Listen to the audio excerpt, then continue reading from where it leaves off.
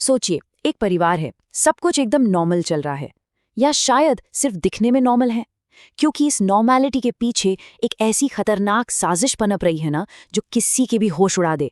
तो चलिए आज इस कहानी की एक एक परत को खोलकर देखते हैं। तो कहानी का सेंटर पॉइंट है रूही।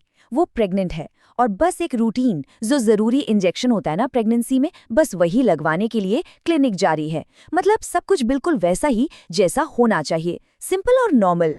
लेकिन क्या सच में सब कुछ इतना सीधा है? यहीं से कहानी में एक ऐसा ट्विस्ट आता है, एक ऐसा डरावना मोड़ जो ये साफ कर देता है कि भाई जो दिख रहा है वो सच नहीं है। पर्दे के पीछे तो खेल कुछ और ही चल रहा है। और इस पूरे खेल की, इस पूरी साजिश की जो मास्टरमाइंड हैं, वो हैं परिवार की अपनी मुखिया, दादी।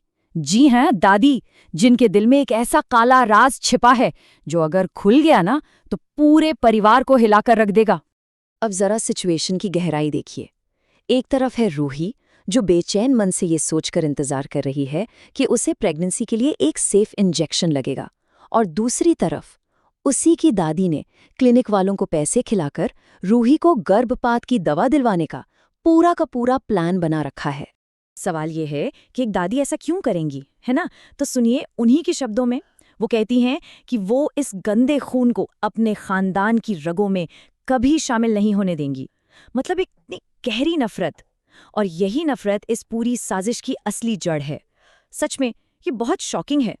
तो दादी का प्लान तो एकदम सेट था, पर कहते हैं ना, किस्मत का भी अपना एक प्लान होता है। और बस यहीं से उनकी ये पूरी साजिश ताश के पत्तों की तरह बिखरना शुरू हो जाती है और टेंशन बढ़ने लगता है। देखिए दादी के प्लान में क्या क्या गड़बड़ होती है।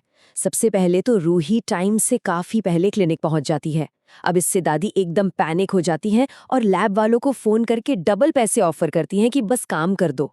उधर क्लिनिक वाले रूही को रोकने के लिए बहाने बना रहे हैं, और तो और जो कुरियर वाला वो खतरनाक दवा लेकर आ रहा है, वो बेचारा ट्रैफिक में फंस गया है। मतलब समय हाथ से रेत की तरह फिसलता जा रहा था। जरा इस 1 घंटे की कहानी को समझिए। शाम के 5:30 बजे रूही क्लिनिक पहुंच गई। आधा घंटा पहले, ठीक 5 मिनट बाद 5:35 पर दादी फोन पर लैब वालों पर प्रेशर बना रही हैं। 45 तक कुरियर लेट है और शाम के 6 बज गए। अपॉइंटमेंट का असली टाइम भी निकल गया। हर 1 मिनट के साथ सस्पेंस और भी ज्यादा बढ़ता जा रहा था। और ठीक उसी वक्त जब लग रहा था कि शायद दादी किसी तरह ये सब मैनेज कर ही लेंगी, तभी किस्मत ने अपना पासा फेंका। एक ऐसा दाव खेला जिससे पूरी की पूरी बाजी ही पलट गई। और ये है कहानी का सबसे बड़ा, सबसे जरूरी ट्विस्ट। जो कुरियर वाला दवा ला रहा था ना, वो रास्ते में गिर जाता है। और गिरने से क्या होता है, गर्भपात वाली दवा की शीशी टूट जाती है। अब उसे अपनी नौकरी जाने का डर सताता है, तो वो दिमाग लगाता है। वो क्या करता है, टूटी हुई शीशी की जगह एक विटामिन इंजेक्शन की शीशी रख देता है, और पकड़ा ना जाए इसके लिए उस पर से लेबल भी निकाल देता है।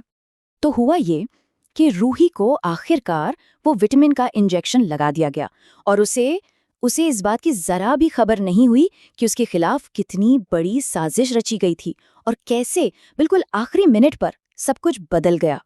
इंजेक्शन तो लग गया, लेकिन कहानी यहाँ खत्म नहीं होती। असल में अब कहानी का अगला चैप्टर शुरू होता है। वो चैप्टर जहां दादी की सारी उम्मीदों पर पानी फिर जाता है और सिर्फ कंफ्यूजन और हैरानी का माहौल रह जाता है। 1 घंटा, पूरा 1 घंटा बीत चुका है, और दादी के लिए ये 1 घंटा शायद एक सदी जैसा था। वो बस बेचैनी से इंतजार कर रही हैं अपनी साजिश के कामयाब होने का कोई तो सिग्नल मिले, कोई तो सबूत मिले। दादी के दिमाग में क्या चल रहा था कि रूही जब घर आएगी तो बेहाल होगी, कमजोर, दर्द में। पर हुआ क्या? ठीक इसका उल्टा। रूही घर आई तो एकदम हेल्दी, बल्कि पहले से भी ज्यादा एनर्जेटिक लग रही थी। अब ये देखकर तो दादी के होश ही उड़ गए।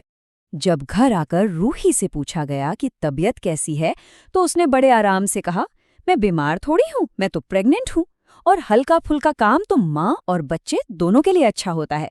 सोचिए, रूही की ये शब्द दादी के कानों में कैसे लगे होंगे, किसी झटके की तरह।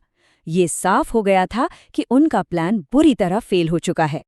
इस पूरी धोखे और साजिश के शोर में कहानी में एक और बहुत ही इमोशनल, कह सकते हैं एक मिस्टीरियस एंगल भी जुड़ता है। ये कहानी है रूही के उस गहरे कनेक्शन की जो उसका अपने खोए हुए बच्चे के साथ है। याद है जब रूही क्लिनिक में इंतजार कर रही थी, उसी वक्त उसे एक बहुत ही अजीब सा एहसास हुआ था। वहां एक गाना बज रहा था और उसे सुनकर रूही को लगा जैसे उसका खोया हुआ बेटा रूहान वहीं कहीं उसके आसपास है।